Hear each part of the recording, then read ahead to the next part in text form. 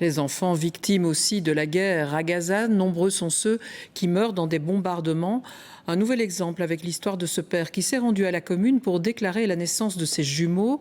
Quand il est revenu, sa maison avait été bombardée. Sa femme et ses enfants n'ont pas survécu. Alice de Batty. Les cris déchirants d'un père, écrasé par le chagrin face au pire. Mohamed touche le plastique blanc. En dessous, le corps de sa femme de 28 ans et de ses 2 jumeaux nouveau-nés, tués lors d'une frappe israélienne hier soir. Des gens du quartier m'ont appelé et m'ont dit « La maison que tu habites a été bombardée.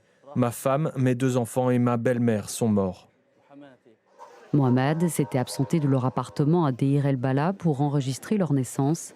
La terrible nouvelle l'attendait à son retour. J'étais absent pour récupérer les actes de naissance des bébés. Ma femme a accouché le 10 août.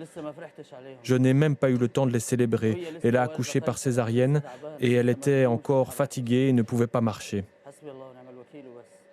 Venir au monde et le quitter quelques heures plus tard, un cycle qui se répète dans l'enclave. Depuis le début de la guerre, 115 nourrissons sont nés puis ont été tués, selon le ministère de la Santé de Gaza, dirigé par le Hamas.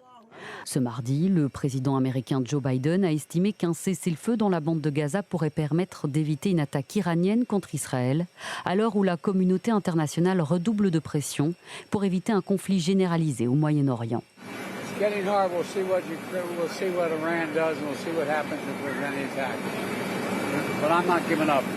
Des discussions doivent reprendre jeudi entre Israël et le Hamas palestinien.